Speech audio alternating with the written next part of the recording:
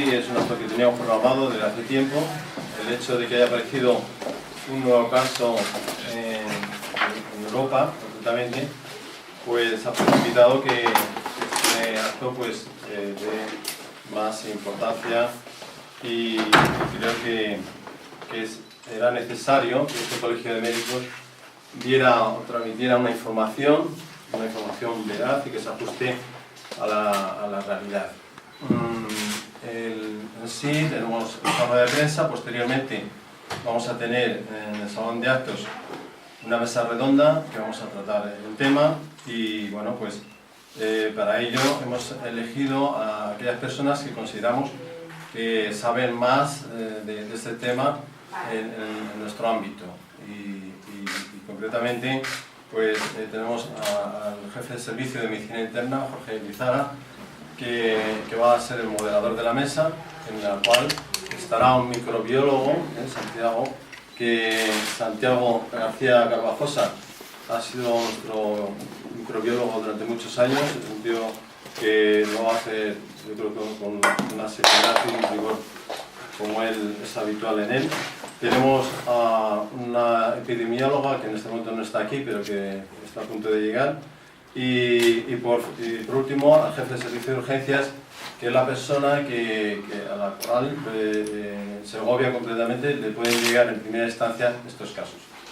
Por otro lado, también quería deciros, yo os he dejado encima de la mesa el comunicado que ha hecho la Organización Médica Colegial en relación al caso. Este comunicado lo ha sacado esta mañana a la prensa y bueno, pues no lo voy a leer porque lo tenéis todos y podéis ajustaros al contenido que veis en él. Si queréis posteriormente para escuchar parte de la conferencia, pues estáis invitados, puesto que no solamente nos hemos restringido al ámbito médico de facultativo, sino que se lo hemos ofertado a colegios profesionales relacionados con el ámbito sanitario y también pues a la Delegación de Educación y Ciencia, sobre todo los profesionales que trabajan en materias relacionadas con la salud. Os dejo con Jorge Lizaga, que va a hacer una pequeña introducción y después, si queréis, pues empezamos un turno de preguntas.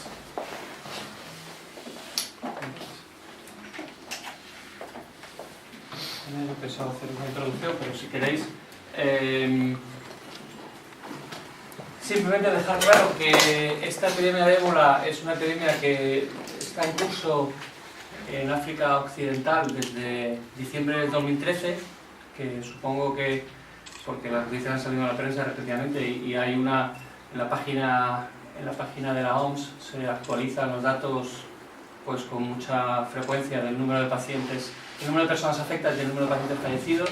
Ya sabéis que están en África Occidental por encima de los 3.000 pacientes, 3.300 pacientes fallecidos, y que en lo que respecta a Europa y América, hasta la fecha todos los casos habían sido de pacientes trasladados, infectados en África y trasladados aquí para su cuidado, pero que en la última semana pues, ha habido dos casos que son diferentes. El que ha habido en Estados Unidos, en Dallas, que se refiere a un paciente infectado en Liberia pero diagnosticado en Estados Unidos, primer caso de esas características, y el caso que somos el primero en España, lamentablemente el primero en España y en el mundo, de paciente con infección secundaria, es decir, paciente que venía infectado y ha infectado a una persona dentro de o fuera de África, por decirlo de alguna manera.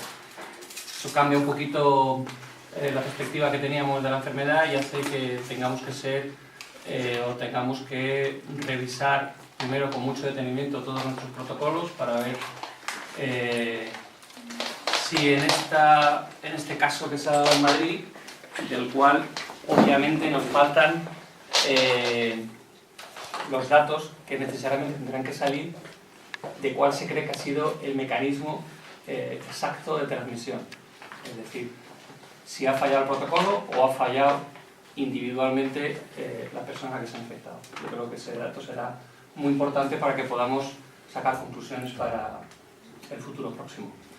Y respecto a Segovia en particular y a Castilla y León, pues supongo que sabéis que desde finales de agosto, ya en el Hospital de Segovia, antes de que hubiera un protocolo a nivel de Castilla y León, se inició un protocolo, digamos, local a nivel del hospital para saber reaccionar ante la posibilidad de que pudiera aparecer un paciente en la puerta de urgencias diciendo que tenía fiebre y venía de África, pero antes de que lo pusiéramos en marcha se hizo el protocolo de Castilla y León, en el cual los pacientes que aparecían en la puerta de urgencias debían ser inmediatamente trasladados, puesta en publicación del servicio de epidemiología, etcétera, y trasladados en UBI móvil al Hospital de Ortega de Valladolid, que es nuestro hospital de referencia. No sé si Luis tiene algo que añadir sobre ese punto, Bueno, porque lo que más afecta, digamos, a sí, nivel local. poco más de inicio, en la espera de sus preguntas. Subrayar que el hospital, desde antes de, digamos, de las directrices generales, pues ya se había puesto a trabajar, reactivando algunos programas y algunos protocolos de atención a ciudadanos con enfermedades de alta infectocontagiosidad. No hace mucho hablábamos de la gripe A, no hace tanto hablábamos del síndrome de estrés respiratorio, que todos los que hemos estado aquí pues hemos vivido en primera persona. Sí es verdad que estamos ante una situación, digamos, por lo prolongado y por la letalidad de la gente, pues desconocido, ¿no? No es menos cierto que nuestro sistema público de salud, Europa, España, ¿no? Castilla y León y Segovia, las condiciones son tremendamente diferentes.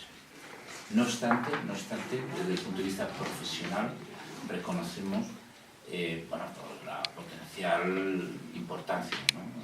Este es un agente, como después a lo largo de la mesa se verá, es un agente a tener en cuenta.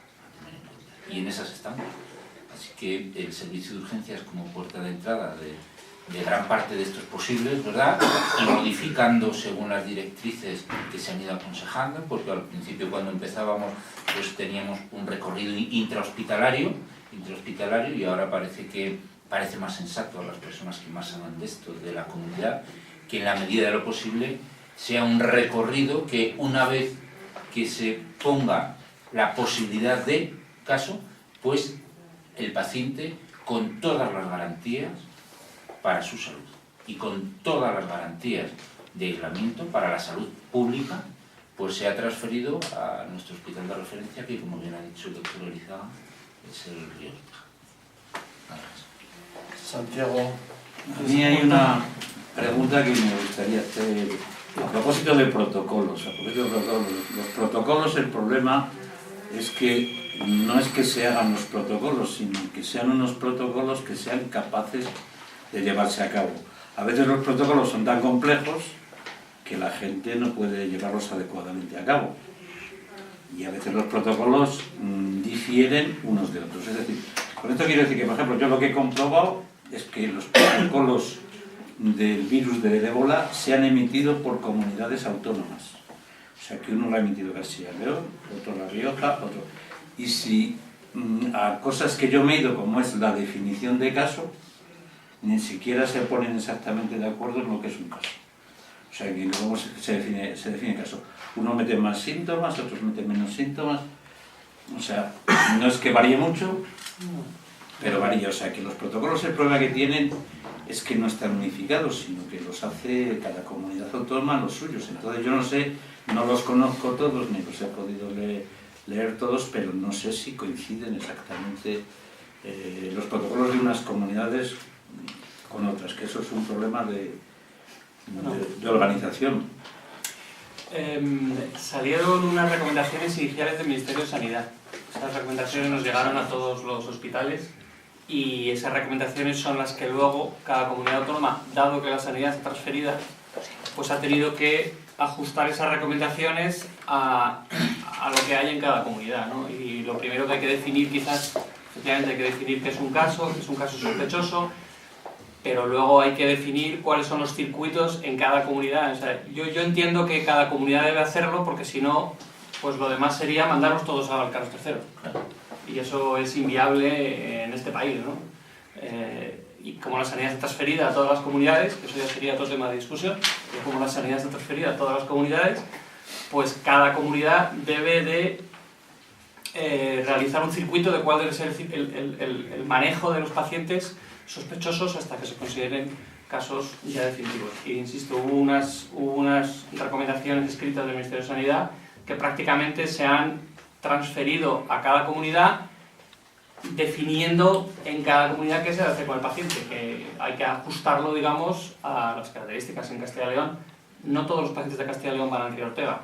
Los pacientes al Río Ortega va a Segovia, pero Ávila va a Salamanca, León también recibe pacientes, o sea, se han definido 4 o 5 hospitales que pueden recibir pacientes, y los hospitales más pequeños pues saben cuál es su hospital de referencia. A mí me parece lo razonable. En ese sentido, la Organización Médica Colegial también se ha pronunciado en el sentido de que los protocolos que se han establecido a través del Ministerio y que se han desarrollado en las distintas comunidades autónomas son los adecuados. Por lo tanto, bueno, pues en principio yo creo que sí, que en ese sentido está bien cubierta la necesidad. Sí, yo sobre este tema matizar y algo que sí que me gustaría pues compartir con todos ustedes.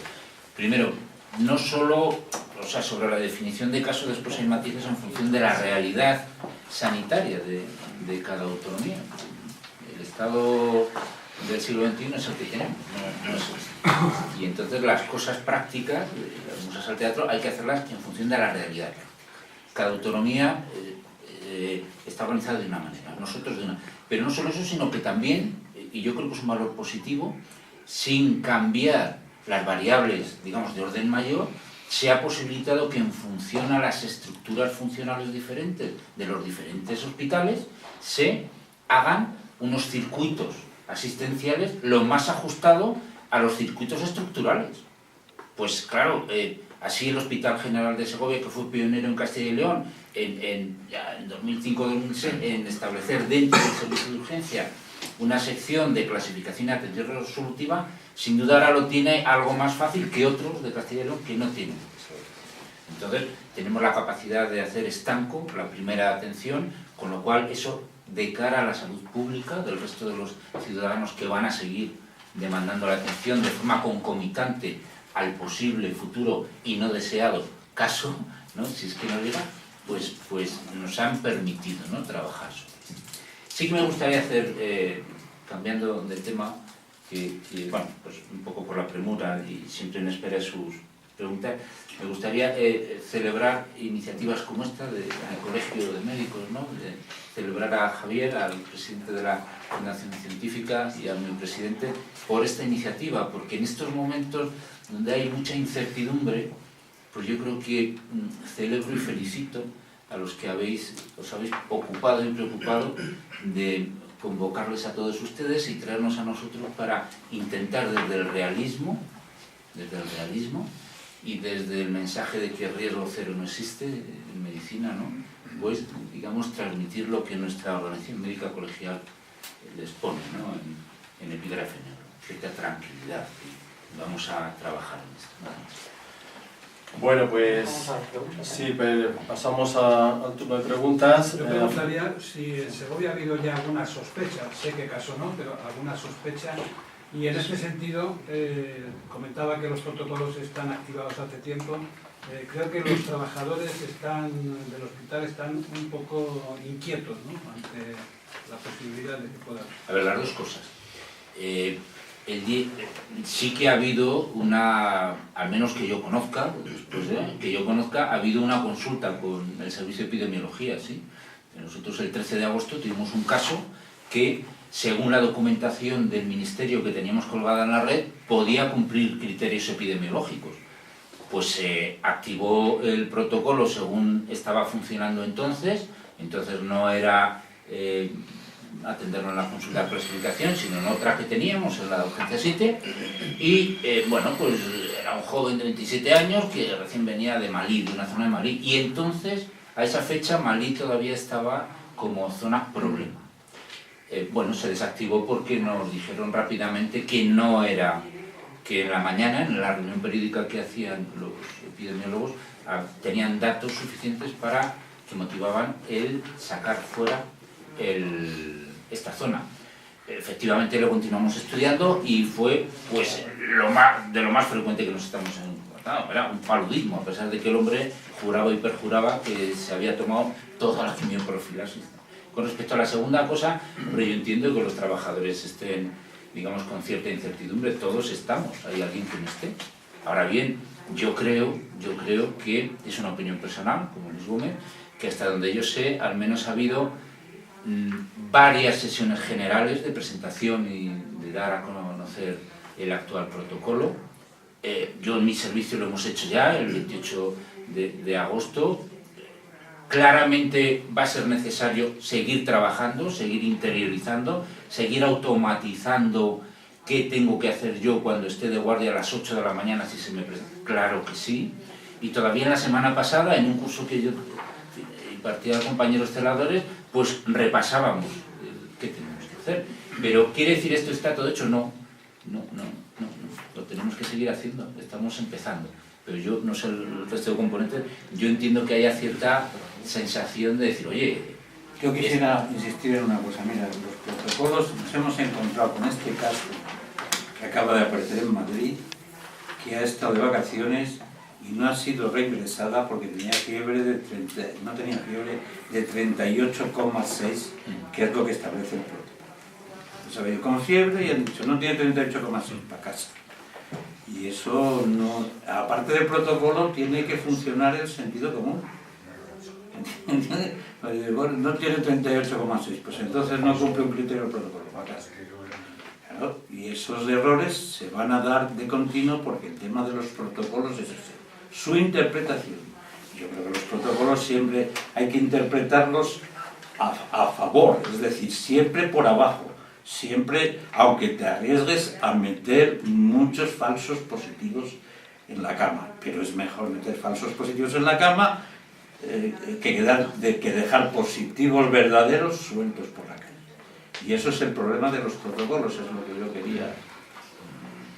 Yo añadiría que, siendo todos honestos, en España no hay expertos en ébola, porque no ha habido casos de ébola.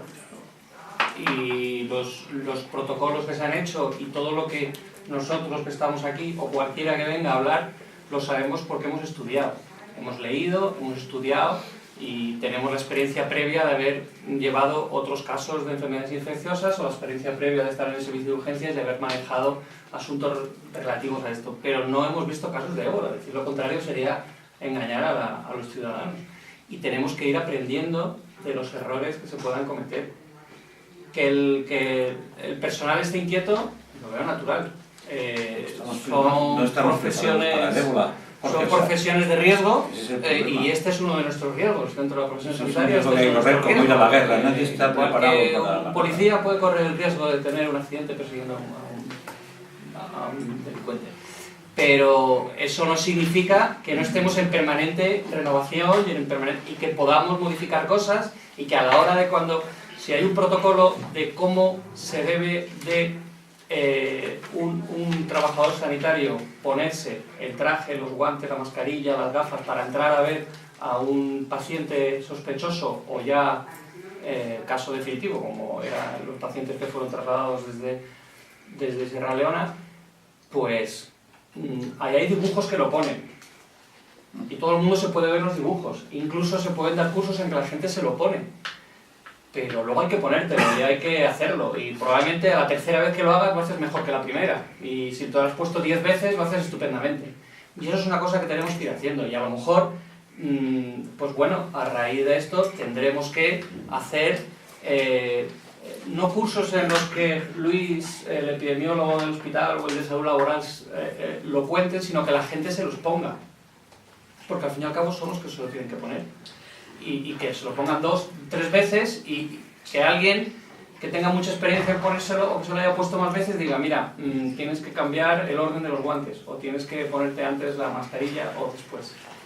Y eso tenemos que ir aprendiendo. Un segundín, estaba Alfredo... Bueno, mi pregunta apuntaba un poco en lo que ha planteado Miguel y sobre todo de los trabajadores, lo que estaba explicando ahora de los trajes, si tenían los medios, si habían Los trajes están, son los trajes que deben de estar, o sea, los que cumplen los requisitos. Eso, yo creo que es importante en estas cosas que los ciudadanos y todo el mundo tenga la información necesaria y los trabajadores sanitarios tengan la formación necesaria. Es importante la formación y la información. Y la información debe ser la verdad, porque si dejamos huecos en la información o no rellenamos huecos, pues la gente se da cuenta y esos huecos se rellenan con hipótesis, ¿no?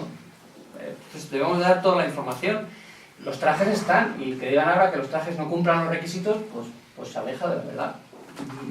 Cumplen los requisitos. Que a lo mejor hay que cambiar los requisitos y en vez de que sean de grado 2 tengan que ser de grado 10, pues a lo mejor vamos cambiando. Pero lo que hemos aprendido en las epidemias de ébola desde hace 40 años es que el virus se transmite por contacto estrecho. Y eso lo ponen en todas partes. Y lo ponen en todos los documentos y en todos los trabajos hechos sobre el terreno. Que se contagia por contacto estrecho, que no se contagia por el aire. Pues hay que aplicar los métodos de aislamiento para contacto estrecho. Hay que matizar porque no se contagia por el aire como la tuberculosis, pero sí se contagia por gotas de saliva. Sí, se contagia, los trabajadores sanitarios pueden trabajar si entrando se generan aerosoles. Cuando nosotros decimos se generan aerosoles es que el paciente puede estornudar o se le puede hacer algún en que gotas de saliva que te si te llegan a ti, sí. Lo que no se transmite es porque si el paciente está en una habitación y ha pasado por el pasillo, el aire se haya quedado contaminado, si no ha pasado nada. Sencillamente el criterio de las habitaciones de presión negativa no es tan importante, porque de esa forma sí que no se transmite por el aire ambiental, pero sí se transmite cuando un tío estornuda y puede lo mismo caerte el salivazo en la boca que en el cuerpo, que en la piel, que donde sea transmitido. Sí, también redundando en la formación, se han oído últimamente voces de enfermeras, personal que trabaja en el hospital, quejándose del tipo de formación que han recibido. Algunas personas se quejaban, no de Segovia, me refiero al Hospital de Madrid, que decían que o no habían recibido formación o había sido un curso de media hora. En el Hospital de Segovia, ¿qué formación específica? Si nos pueden detallar en concreto en qué ha consistido esa formación, cuánto tiempo se ha... Bueno, yo creo a Luis porque Luis ha recibido ese tipo de información. Voy a empezar contestando según el doctor Elizaga pues decía, ¿no? Probablemente haya cosas que tengamos que ir modificando, ¿sí? Y sin duda es una de las que usted apunta. En el hospital se han hecho, que yo sepa, varias sesiones generales a cargo del médico, la doctora en este caso de salud laboral, médicos de medicina preventiva, con un afán informativo y formativo, los dos.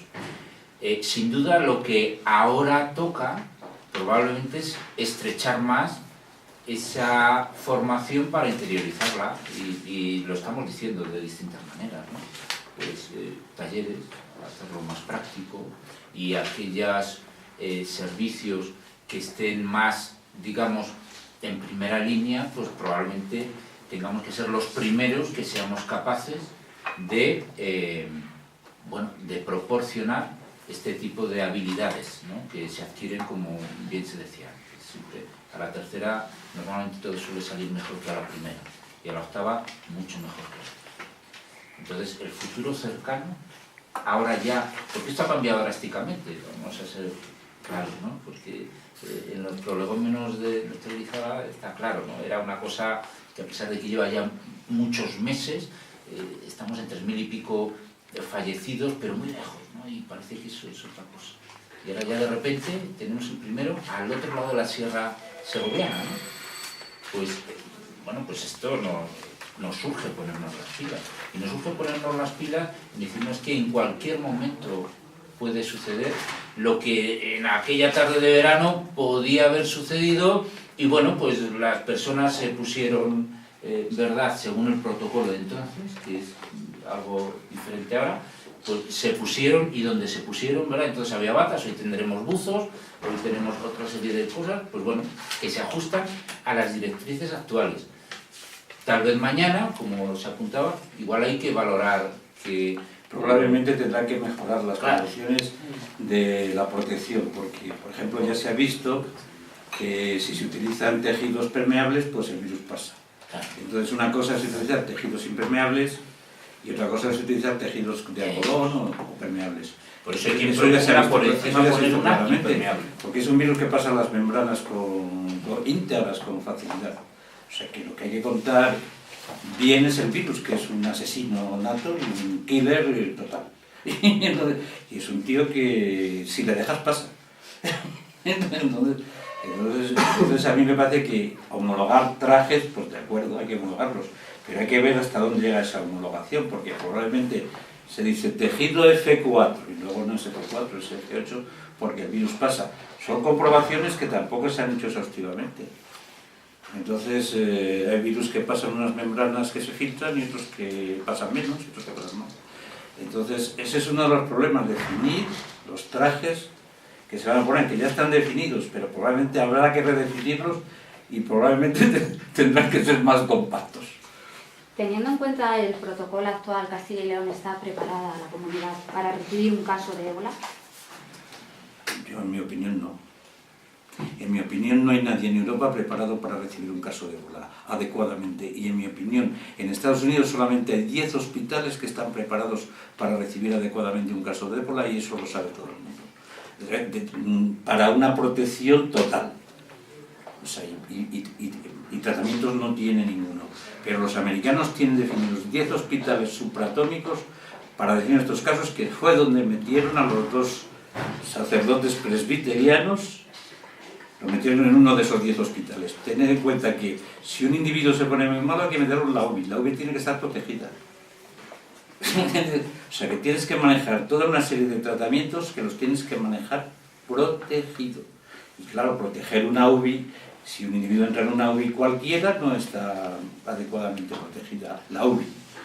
Entonces vamos a ver, no solo tener a un tío en una habitación metido, depende de la gravedad. Cuando un tío está muy malo, pues hay que meterlo en un sitio donde se le trate y se le saque. Y eso hay que hacerlo en condiciones máximas.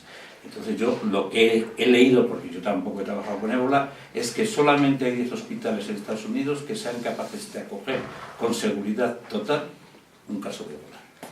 Es un virus muy letal, no sé qué porcentaje de supervivencia puede haber y si hay tratamiento. Oscila entre el 70%, mira, son 4 cepas. La más importante es la cepa Zaire, que es la que ha entrado aquí. La cepa Zaire tiene una mortalidad media del 70 y tantos %. Media. Quiere decir que oscila entre 50 y 90%. ¿Tratamiento? Tratamiento ninguno. No se pueden tratar y no hay vacunas porque son virus que mutan continuamente y las vacunas se hacen con partes del virus y entonces estás haciendo la vacuna y cuando la terminas ya no sirve para nada. Y los tratamientos pues son muy caros, hay que utilizar oligonucleótidos antisentido que interfieren en la replicación viral y que eso pues cuesta un mogollón de dinero y además no se sabe muy bien cómo va a funcionar hasta que no se prueba en animales primero y en humanos después. ¿La gente que sobrevive está inmunizada para siempre o no? Aproximadamente me parece que son 11 años. 11 años de inmunización. 11 años, aproximadamente. Bueno, yo simplemente, en el mundo de la medicina no es raro tener opiniones diferentes.